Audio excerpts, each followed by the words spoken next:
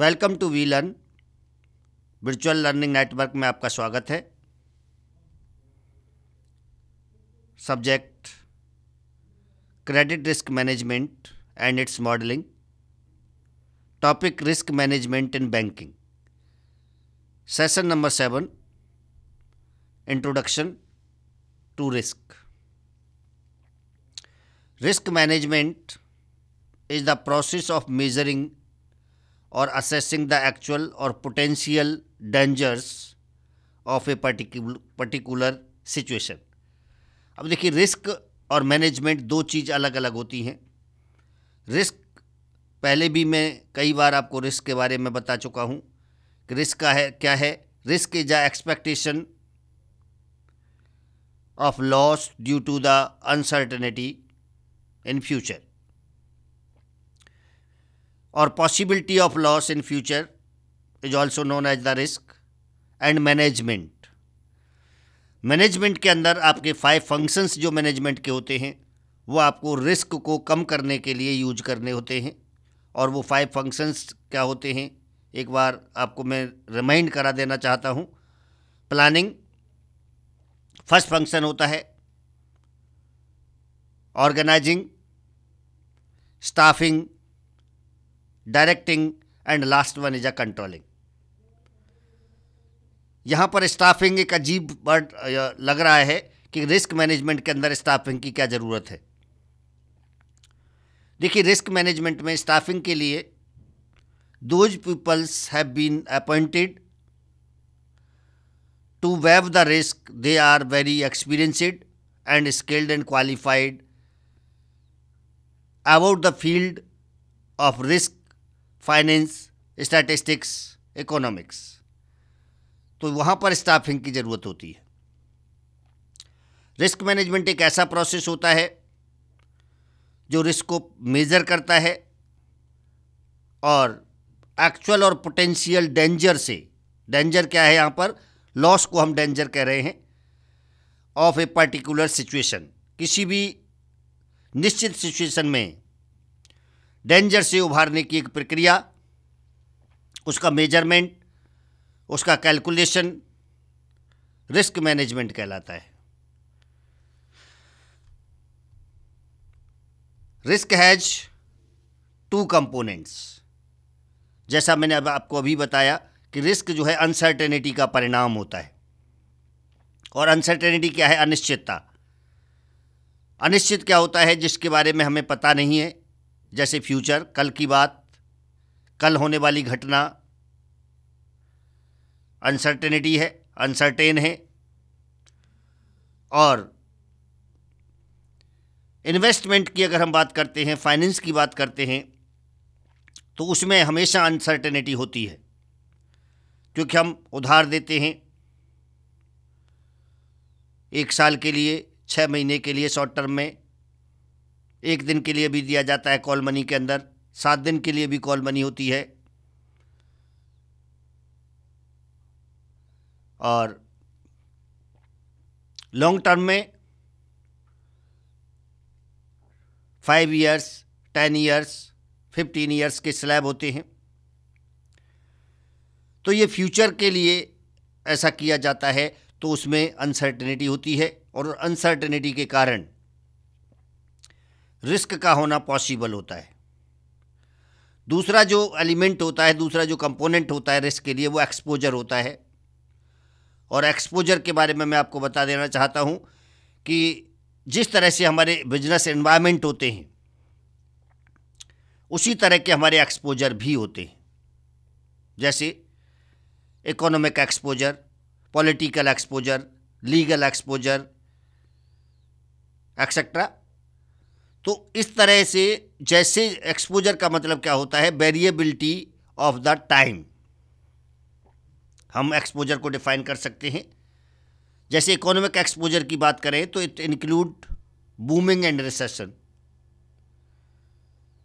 अगर आप इन्वेस्टमेंट करते हैं बूमिंग के टाइम पर और बाद में रिसेशन आ जाता है, तो रिस्क के चांस 100% बढ़ जाते हैं। अगर आप रिसेशन में इन्वेस्टमेंट करते हैं और फिर बूमिंग इकोनॉमी हो जाती है, तो आपके रिस्क के चांस कम हो जाते हैं। इसी तरह से पॉलिटिकल एक्सपोजर होता है कि जिस समय आपने इन्वेस्टमेंट किया उस समय कोई और गवर्नमेंट थी, बाद में कोई और गवर्नमेंट आ गई, उसकी पॉलिसीज कुछ और थी, इस गवर्नमेंट की कुछ और हैं, तो इससे भी आपको रिस्क इसमें जो है एसोसिएट होती है। इंटरेस्ट रेट्स एक्सपोजर की बात करते हैं तो इंटरेस्ट रेट लिक्विडिटी के कारण बढ़ता या कम होता रहता है और ये पूरी तरह से मॉनेटरी पॉलिसी पर डिपेंड करता है। सेंट्रल बैंक इसको डिसाइड करती हैं। कई बार कुछ संस्थाएं होती हैं जैसे लाइक माइबर है, लाइबर है। माइबर हमारे इंडिया के अंदर इंटरेस्ट रेट डिफाइन करती है और माइबर क्या एवरीडे इंटरेस्ट रेट माइबर के थ्रू डिसाइड होता है और माइबर का जो फुल फॉर्म होती है मुंबई इंटरबैंक ऑफर रेट होती है। इसी तरह से इंटरनेशनल मार्केट के अंदर लाइबोर होता है। लाइबोर में लंदन इंटरबैंक ऑफर रेट, जिसमें कि कोई भी फर्स्ट क्लास बैंक दूसरे फर्स्ट क्लास बैंक को जिस रेट में फंड ट्रांसफ़र करता है, जिस रेट ऑफ इंटरेस्ट में फ़ंड ट्रांसफ़र करता है, उस रेट को जो है हम लाइबर या माइबोर कहते हैं। तो ये एक्सपोजर की बात होती है। इसके बाद types of risk, there are so many risk associated in the investment. कुछ रिस्क मैं यहाँ पर आपको बता रहा हूँ, जैसे ऑपरेशनल रिस्क होती है, क्रेडिट रिस्क होती है, रेपुटेशनल रिस्क होती है, इंटरनेशनल रिस्क होती है, फॉरेन एक्सचेंज रिस्क होती है, करेंसी रिस्क होती है, काउंटर पार्टी रिस्क होती है, मार्केट रिस्क होती है। तो there are so many risk associated into the business. लेकिन यहाँ पर बैंकिंग की बात है तो बैंकिंग के लिए हमने केवल 3 रिस्क को चूज किया है, जिसमें ऑपरेशनल रिस्क मीन्स जो हमारा ऑपरेशंस है, जो हमारी क्रियाकलाप है बैंकिंग इंडस्ट्री की, उसमें हम किस तरह के डिसीजंस लेते हैं और उन डिसीजंस से क्या इम्पैक्ट पड़ता है, वो आपकी ऑपरेशनल रिस्क होती है। Credit risk on the other hand, हम उधार देते हैं लोगों को, लोन देते हैं, सिक्योर्ड लोन होता है, अनसिक्योर्ड लोन होता है, मॉर्गेज लोन होता है, टर्म लोन होता है। तो बहुत सारे लोन जो है बैंकिंग इंडस्ट्री ऑफ़र करती है लोगों को, फाइनेंशियल इंस्टीट्यूशंस को, बैंकिंग इंडस्ट्री को, कॉरपोरेट्स को। तो उसमें अगर कोई किसी भी तरह का की पॉसिबिलिटी होती है लॉस की, तो उसे हम क्रेडिट रिस्क कहते हैं। नेक्स्ट जो है आपकी रेपुटेशनल रिस्क होती है, गुडविल की रिस्क होती है कि अगर गुडविल हमारी कम हो जाए तो हमें रिस्क होने की पॉसिबिलिटी होती है।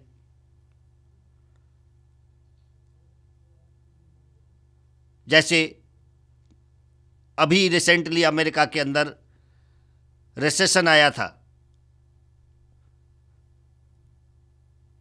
तो सिटी बैंक जो है, सिटी बैंक के बारे में एक अफवाह उड़ा था कि सिटी बैंक इंसॉल्वेंट होने जा रहा है। तो कितने सारे लोगों ने अपने इन्वेस्टमेंट को ट्रांसफ़र किया, अपनी सेविंग को ट्रांसफ़र कर लिया और उससे जो है उसकी रेपुटेशन डाउन हुई और अंततः सिटी बैंक के पदाधिकारियों ने प्रेस कॉन्फ्रेंस में लोगों को समझाया कि ऐसा कुछ नहीं है, ये केवल अफवाह है। तब जा कर के उसकी रेपुटेशन स्टेबल हुई और आज भी सिटी बैंक अपना ठीक से कार्य कर रहा है। तो इस तरह की रिस्क जो है हमारी रेपुटेशनल रिस्क होती हैं बैंकिंग इंडस्ट्री के अंदर। ऑपरेशनल रिस्क को हम किस तरह से डिफाइन कर सकते हैं?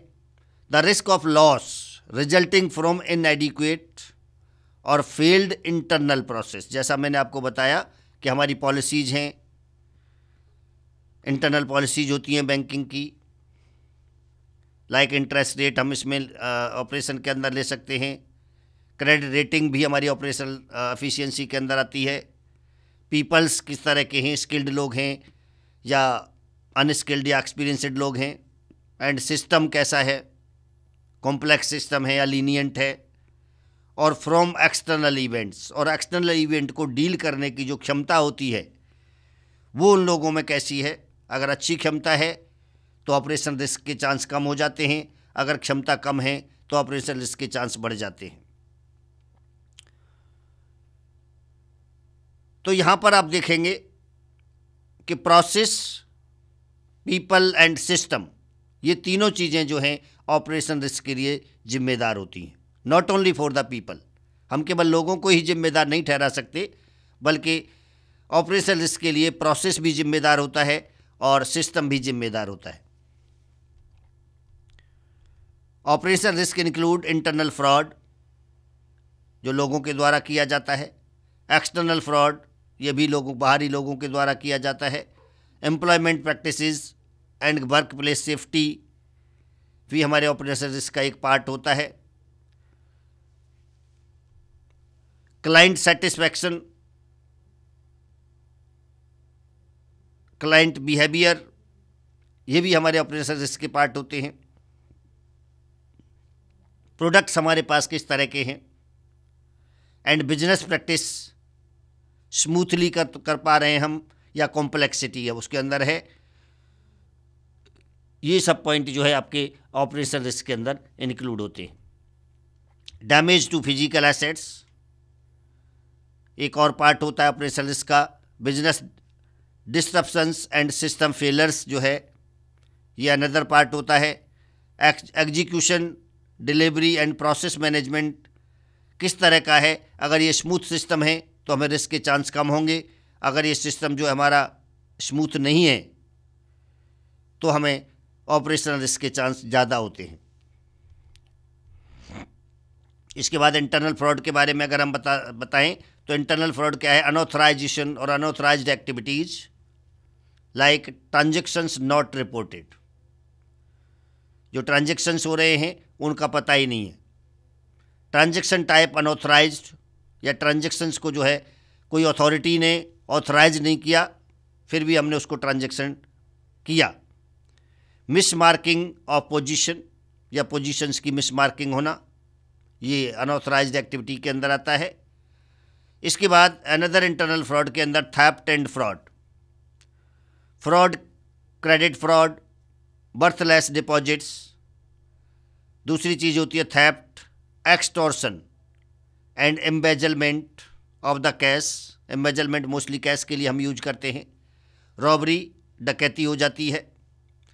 मिस एप्रोप्रिएशंस ऑफ एसेट्स होता है। फॉर्जरी होती है। अकाउंट टेक ओवर या इम्पर्सनेशन होता है। ब्राइब्स, किकबैक्स होते हैं। इनसाइडर ट्रेडिंग, मनी लॉन्ड्रिंग होती है। या बिलफुल ब्लाइंडनेस होती है कि हम देख रहे हैं, हमें पता है लेकिन फिर भी हम अंधे बने हुए हैं। हमें ये अच्छे से पता है कि फ्रॉड हो रहा है, थेफ्ट हो रही है, लेकिन फिर भी हम आंखें बंद करके बैठे हैं। तो इस तरह के थेफ्ट एंड फ्रॉड के अंदर इंटरनल फ्रॉड होते हैं। External fraud include theft and fraud, theft and robbery, forgery, cheque kiting, identity theft and Elder financial abuse. ये सभी हमारे एक्सटर्नल फ्रॉड की कैटेगरी में आते हैं। अब देखिए थेफ्ट रॉबरी में क्या है कि कोई बाहरी पर्सन आकर के आपके यहाँ चोरी कर ले गया, डकैती हो गई। किसी ने फॉर्जरी कर दी, किसी के नाम से ट्रांजैक्शन किया। चेक किटिंग, चेक जो हम पेमेंट करते हैं उसमें कोई भी ऐसा चेक आ गया जिसका जो कि रियल पार्टी का नहीं है। आइडेंटिटी थेफ्ट, किसी पर्सन्स की आइडेंटिटी थी हमारे पास, वो चोरी हो गई और उसके बाद वो पर्सन जो है जिसने आइडेंटिटी चोरी की है वो अपनी आइडेंटिटी यूज करके थेफ्ट कर सकता है।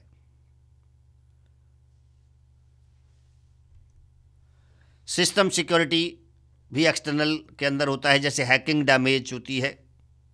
हैकर्स हमारे जो है हैकिंग डैमेज कर सकते हैं सिस्टम को। थेफ्ट ऑफ इंफॉर्मेशन, कोई इंफॉर्मेशन जो है मॉनेटरी लॉस की इंफॉर्मेशन है उसकी चोरी हो गई है, वो हमारे पास है ही नहीं, जैसे हमने किसी को लोन दिया और उस लोन का की जो फाइल होती है वो फाइल ही गायब हो जाती है। उसके बाद हम जो है उस पार्टी को फोकस नहीं कर पाते, उस पार्टी को मॉनिटर नहीं कर पाते हैं। ये हमारे बेस मॉनेटरी लॉस होता है। Employment practices and work place safety, इसके अंदर ये चीज़ें सम्मिलित होती हैं, जैसे employees relations.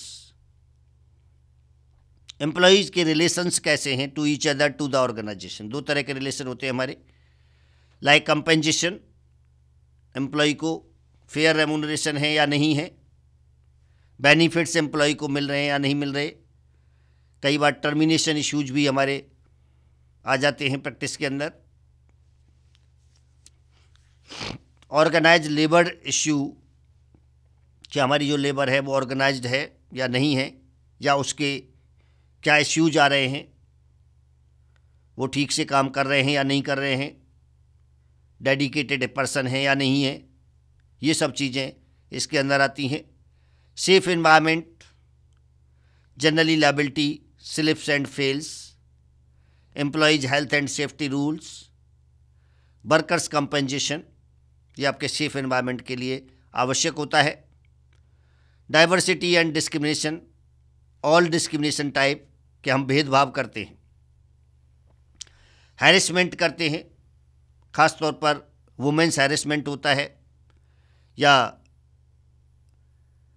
Superior to subordinate harassment होता है, इक्वल एम्प्लॉयमेंट अपॉर्चुनिटी नहीं मिल पाती हैं। तो these are the problems arising into the banking industry.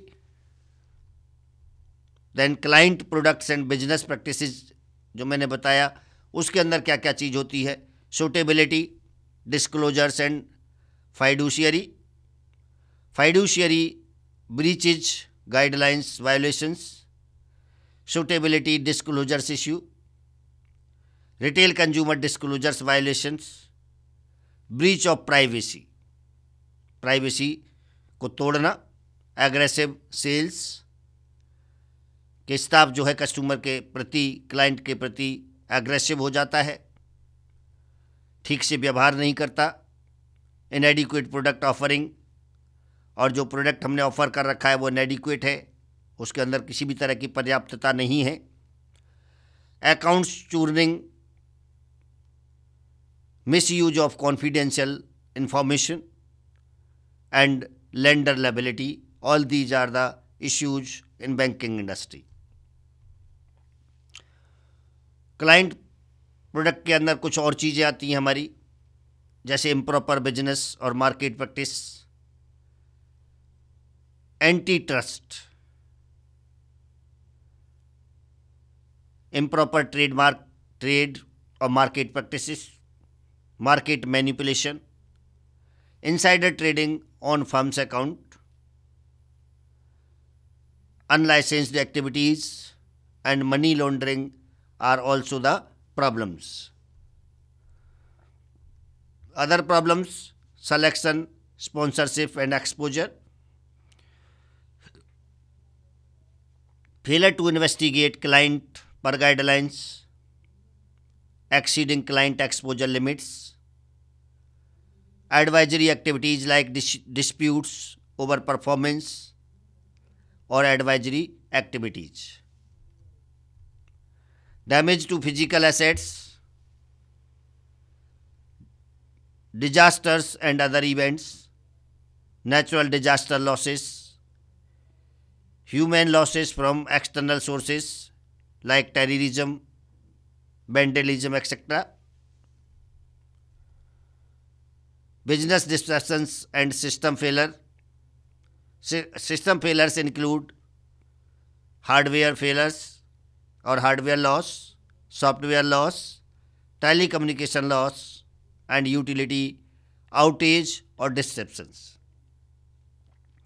इसके अंदर हार्डवेयर लॉस या सिस्टम हार्डवेयर की प्रॉब्लम्स हमारे इंडस्ट्री में, हमारी बैंकिंग के अंदर हमेशा चलती रहती है। कस्टमर आते हैं, वापस चले जाते हैं, क्योंकि सिस्टम नहीं चल रहा है। सॉफ्टवेयर लॉस, किसी पर्टिकुलर सॉफ्टवेयर पर हम वर्क कर रहे हैं, वो जो है ठीक से रन नहीं कर रहा है, tele communication,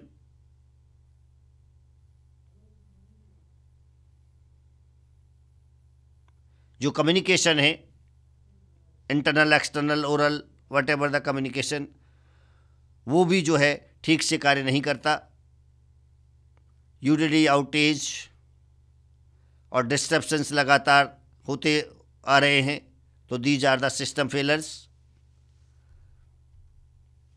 then execution, delivery and process management, transactions capture, execution and maintenance, miscommunication, गलत कम्युनिकेशन हो रहा है, डेटा एंट्रीज, मेंटेनेंस और लोडिंग एरर्स हो रही हैं, गलतियां हो रही हैं, मिस्ड डेडलाइंस और रेस्पॉन्सिबिलिटी, कोई लेने को तैयार नहीं है, डेडलाइन आपकी लगातार ख़त्म होती जा रही हैं, मॉडल्स और सिस्टम मिस ऑपरेशंस किए जा रहे हैं, अकॉर्डिंग और accounting error, entity attribution error, accounting errors जो मैं पहले आपको बता चुका हूँ वो भी लगातार हो रही हैं, अदर टास्क मिस परफॉर्मेंस, और दूसरे कार्य जो हैं वो ठीक से परफॉर्म नहीं हो पा रहे हैं, रिकॉर्ड रिटेंशन हो रहा है, रिकॉर्ड को जो हम अपने पास रखते चले जा रहे हैं बट उसको क्लियर नहीं कर रहे हैं, डॉक्यूमेंटेशन मेंटेनेंस, और जो डॉक्यूमेंट्स होते हैं उनको प्रॉपर मेंटेनेंस बैंकिंग इंडस्ट्री में किया जाता है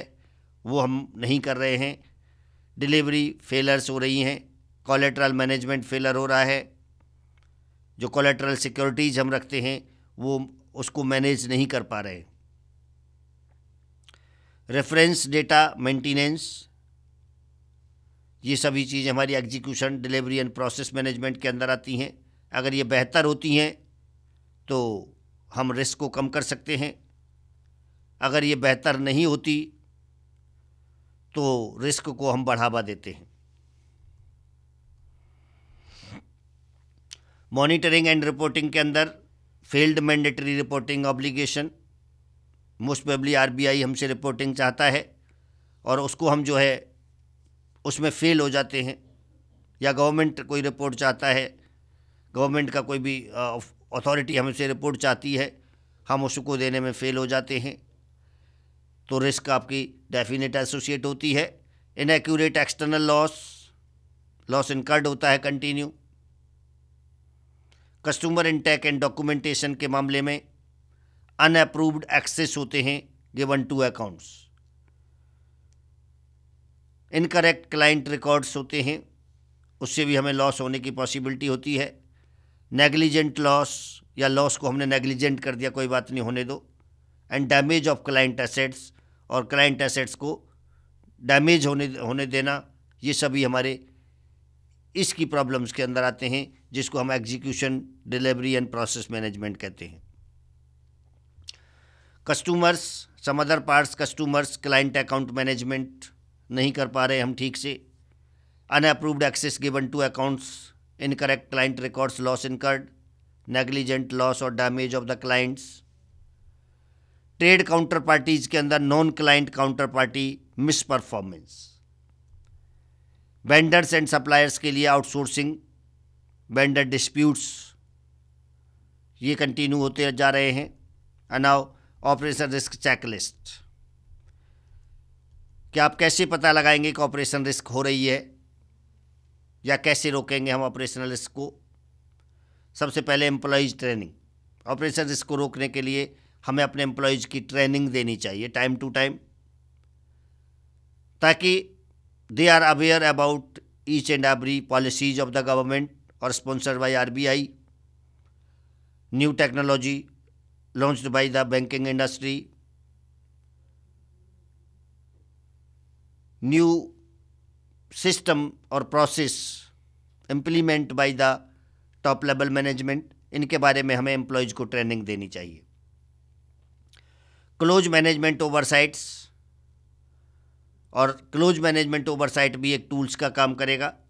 देन सेग्रीगेशन ऑफ ड्यूटीज़, और ड्यूटीज़ को सेग्रीगेट कर देना, ये भी एक ऑपरेशन रिस्क चेकलिस्ट होती है। अगर ड्यूटी आप सेग्रीगेट कर देते हैं तो एम्प्लॉई की एफिशिएंसी बढ़ जाती है, इफ़ेक्टिवनेस आती है ऑर्गेनाइजेशन के अंदर।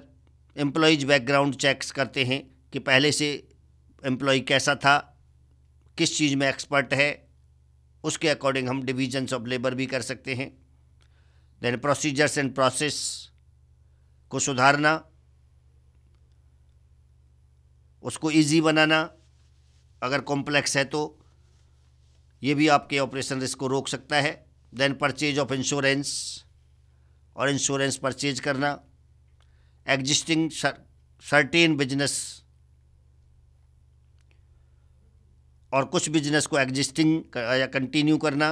देन कैपिटलाइजेशन ऑफ रिस्क, और रिस्क को जो है कैपिटलाइज करना। ये हमारे ऑपरेशन रिस्क को कम करने की प्रक्रियाज हैं, उसकी चेकलिस्ट है। Now credit risk, risk due to an uncertainty in a counter party's ability to meet its obligation in accordance with agreed upon terms. देखिए यहाँ पर क्रेडिट रिस्क को बड़े ही सिंपल तरीके से समझाया हुआ है कि क्रेडिट रिस्क क्या होती है कि जब कोई पार्टी अपने बोरोड अमाउंट को वापस चुकाने में असमर्थ होती है एज पर द एग्रीमेंट, तो उससे बैंकिंग इंडस्ट्री को लॉस होता है, और उस लॉस को हम काउंटर पार्टी लॉस या काउंटर पार्टी रिस्क कहते हैं। और इसके अंदर सम्मिलित होते हैं क्रेडिट रिस्क इंक्लूड लोन्स, जो हमने उधार दिया है उस उधार को अगर पार्टी टाइम से वापस ना करे, एक्सेप्टेंसेस, शॉर्ट टर्म लोन होते हैं, इंटरबैंक ट्रांजैक्शंस, जब हम एक बैंक से दूसरे बैंक में ट्रांजैक्शन करते हैं, लेन देन करते हैं, तो वो हमारे इंटरबैंक ट्रांजैक्शंस कहलाते हैं। इसके अंदर भी आपको क्रेडिट रिस्क हो सकती है। ट्रेड फाइनेंसिंग, हमने व्यापार करने के लिए लोन दिया कंडीशंस को लेकर के। Foreign exchange transaction, then futures, futures क्या होता है, it is a part of the derivatives और process of hedging which is carried by stock exchange for reducing the futuristic risk. Swaps are another tool of derivatives. It drives the value, it has no any own value, but drives the value from a particular transactions and equities. तो ये हमारे credit risk के कुछ part होते हैं, या credit risk के transactions होते हैं जिनसे हमें क्रेडिट रिस्क होने की पॉसिबिलिटी होती है। Letter of credit is also and options, options is also part of the derivative. Sound practice for managing credit risk, credit risk को मैनेज करने के लिए हमें क्या करना चाहिए। पहला पॉइंट होता है establish an appropriate credit risk environment. हमें क्रेडिट रिस्क एनवायरनमेंट एस्टेब्लिश करना है कि क्रेडिट रिस्क कम से कम हो, इस तरह का वातावरण तैयार करना है। ऑपरेट अंडर ए साउंड क्रेडिट ग्रांटिंग प्रोसेस, और प्रोसेस जो है क्रेडिट देने का वो एक साउंड होना चाहिए। Maintain an appropriate credit administration, measurement and monitoring process, और एक एप्रोप्रिएट क्रेडिट एडमिनिस्ट्रेशन होना चाहिए, मैनेजमेंट मेजरमेंट होना चाहिए, और मॉनिटरिंग द प्रोसेस, जो लगातार प्रोसेस को मॉनिटर करे। And then last one is ensure adequate control over credit risk, और क्रेडिट रिस्क पर एडिक्वेट कंट्रोल होना चाहिए। Then board of directors should review credit risk strategy periodically, और क्रेडिट रिस्क की जो स्ट्रेटेजी बनाई है बोर्ड ऑफ डायरेक्टर को चाहिए कि उसको कंटिन्यू रिव्यू करे, उसको चेक करे, अगर उसको और फ्लेक्सिबल बनाना है तो उसका प्रयास करे। Senior management should implement credit risk strategy approved by the board. Senior management को चाहिए कि केवल उन पॉलिसी को अप्रूव्ड करे, उन पॉलिसी को इम्प्लीमेंट करे जो कि बोर्ड के द्वारा अप्रूव्ड की गई हैं। Operate under A sound credit granting process, Like criteria should include through understanding of the borrower, purpose, structure of credit, and its source of repayment. Establish overall credit limits at the level of individual borrowers, connected counterparties. Have a clear established process for approving new credit extension of existing credits. Extension of credit must be made on an arm's length basis. And now, maintain a credit administration, measurement and monitoring process. Have in place a system for ongoing administration of various risk bearing portfolios. Develop an internal risk rating system for management credit risk. जैसे मैंने last session में आपको बताया credit rating के बारे में, तो credit rating system जो है हर रिस्क के लिए हमें डेवलप करना है. Have an information system and analytical techniques that enable management to measure credit risk of an on और ऑफ बैलेंस शीट एक्टिविटीज. और हमें एक ऐसा इंफॉर्मेशन सिस्टम एनालाइज करना है, एक टेक्निक्स बनानी है जिससे कि क्रेडिट रिस्क को मेजर किया जा सके, चाहे ऑन बैलेंस शीट में या ऑफ बैलेंस शीट के अंदर.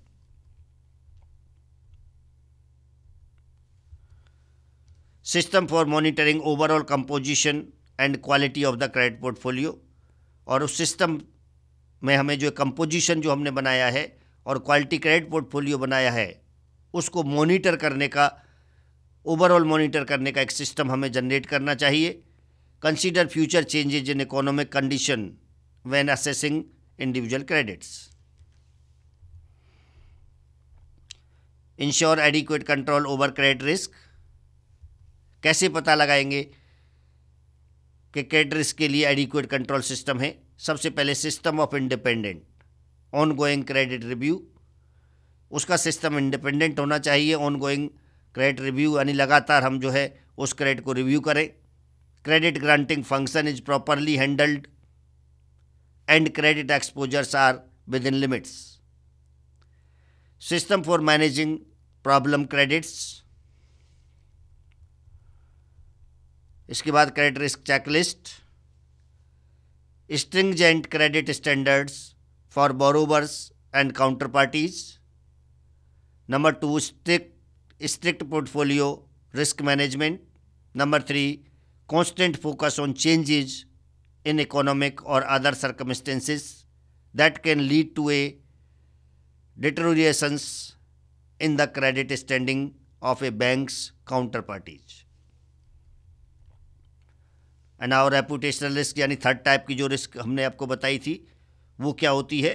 Reputational risk is the potential that negative publicity whether true or not will result in loss of customers, severing of corporate affiliations, decreases in revenues and increase in cost. जैसा मैंने आपको example बताया था city bank का कि reputation risk के अंदर क्या है, पोटेंशियली नेगेटिव हम हो जाते हैं. नेगेटिव पब्लिसिटी अगर हमारे बारे में हो जाती है, चाहे वो सही हो या गलत हो, उससे भी आपको जो है रिस्क होने की संभावना होती है, क्योंकि रेवेन्यू का लॉस हो जाता है ऐसे केस में और कॉस्ट आपकी इंक्रीज हो जाती है. Benefit of effective reputation management. Effective reputation management के बेनिफिट्स क्या होते हैं? सबसे पहला बेनिफिट होता है improving relations with share holders. Share holder के साथ रिलेशंस इम्प्रूव करना. Creating a more favourable environment for investment. और इन्वेस्टमेंट के लिए मोर फेवरेबल एनवायरनमेंट को क्रिएट करना या बनाना. Recruiting retaining the best employees in the organisation. Reducing barriers to development in new market. नए मार्केट के डेवलप करने में जो भी बैरियर्स आते हैं उनको रिड्यूस करना. And securing premium prices for product. और हर प्रोडक्ट के प्रीमियम प्राइसेस को सिक्योर करना. ये हमारे इफेक्टिव रेपुटेशन मैनेजमेंट के बेनिफिट्स होते हैं. Minimising threats of litigation. And now the key to managing reputational risk is sound risk management. coupled with straightforward communication. देखिए, रेपुटेशनल मैनेजमेंट के लिए कम्युनिकेशन बहुत ज़रूरी होता है। अगर आपका स्ट्रेट फॉरवर्ड कम्युनिकेशन है, टू द पॉइंट कम्युनिकेशन है with the client, with the share holders, with the corporate parties about the problem the bank is facing, जो भी प्रॉब्लम्स बैंक को हो रही हैं, बैंक जो प्रॉब्लम फेस करता है, उसका स्ट्रेट फॉरवर्ड सभी को पता होना चाहिए, ताकि रेपुटेशनल रिस्क जो है कम की जा सके, लोग उसको अंडरस्टैंड कर सके about the situations of the banking industry. Reestablishing a firm's reputation take a long time, now reputational risk cases, Perrier toluene traces, Exxon Valdez spill, Union Carbide, Bhopal India, Arthur Andersen Enron shredding, Firestone tyres. Now reputational checklist और reputational risk checklist. Number 1, process for crisis management are planned and documented.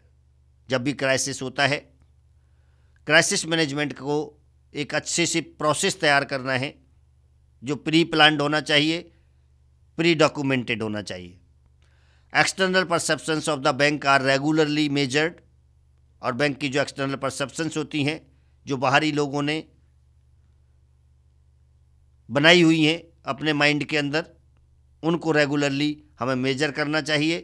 Reputational threats are systematically tracked, और reputational threats को हम एक scientific तरीके से track कर सकते हैं। Employees are trained to identify and manage reputational risk, और रेपुटेशनल रिस्क के लिए आइडेंटिफाई करने के लिए एम्प्लॉय की भी एक बहुत बड़ी भूमिका होती है, and they can manage them. Standards on environmental, human rights and labour practices are set publicly, और अपनी बैंक का एनवायरमेंट स्टैंडर्ड बनाना, ह्यूमन राइट्स की घोषणा करना, एंड लेबर प्रैक्टिस को पब्लिकली बताना, इससे भी आपकी रेपुटेशन बच सकती है, बढ़ सकती है। Relationship and trust with pressure groups and other potential critics are established, और जो लोग कॉम्पिटिटर हों या दूसरे लोग हों जो कि आपके ऑर्गेनाइजेशन को क्रिटिसाइज करते हैं, या प्रेशर ग्रुप कोई भी है, उनके साथ एक अच्छे रिलेशन मेंटेन करना रेपुटेशनल रिस्क को कम करता है। ट्रू और false? Corporate reputation is one of the primary assets of my bank. The risk involving a bank's reputation have increase significantly over the past 5 years। इस तरह के क्वेश्चन हम कह सकते हैं। Reputational risk is harder to manage than other forms of risk. May bank is proactive in enhancing and protecting its reputation. My bank is proactive in enhancing and protecting its reputation. It is impossible to quantify the impact of reputational risk. My bank usually thinks about its reputation only when things go wrong.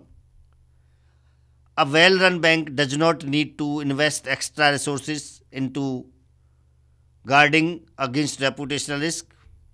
And now, risk management.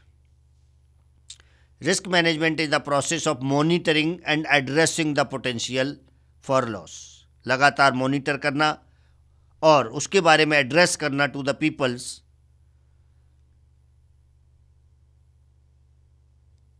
Potentially. इस तरह की risk आपकी risk management कहलाती है। इस तरह का process जो है रिस्क मैनेजमेंट होता है। Evolution of risk management emerged as a discipline during the early 1990s। उससे पहले कोई रिस्क मैनेजमेंट नहीं होता था। Use long before 1960। हालांकि 1960 में भी हमने इसको 1960 से पहले यूज किया था, but not come into the practical. So typically use to describe techniques for addressing insurable risk. Old risk management, risk reduction through safety, quality control, and hazard education. Alternative risk financing, including self-insurance and captive insurance. The purchase of traditional insurance products, use of derivatives to hedge और customise market risk exposure. ये हमारे old risk management की techniques थी. अब new risk management क्या कहता है कि threats derivatives as a problem as much as solution. Focuses on reporting, oversight and segregation of duties within the organization. By mid-1990, regulatory initiatives एक major होता है, एक चेकलिस्ट होती है रिस्क को मैनेज करने के लिए. कंसर्न्स अबाउट डेरिवेटिव्स, डेरिवेटिव्स के अबाउट कंसर्न करना. Release of risk matrices and published losses accurately और clearly. इसके बाद Enron's experience with risk management, maintained a risk management function. हमें risk management functions को maintain करना चाहिए. Lines of reporting were reasonably independent. Mark to market valuation were subject to adjustment by management. Few career risk managers and fluid workforce. Employees constantly looking for next transfer. And now regulatory responses from the financial service community. Basel second rule. The most important rules of the banking industry is Basel second, Sarbanes-Oxley Act of 2002. Number 3, Graham-Leach-Billy Act, Bank Secrecy Act or Anti-Money Laundering Act, Insider Trading Rules, Bank Bribery Act, Fair and Accurate Credit Transaction Act, FACTA, Fair Lending Act, Federal Conflicts of Interest Statutes, and various records, retention and reporting requirement. All these are regulatory response from the financial service community. Success depend upon a positive corporate culture. पहली बात होती है if you want to success of the banking industry, तो सबसे पहले corporate culture positive होना चाहिए. Actively observed policies and procedures, और जो policies और procedures बनाए जाते हैं उनको actively establish करना, observed करना.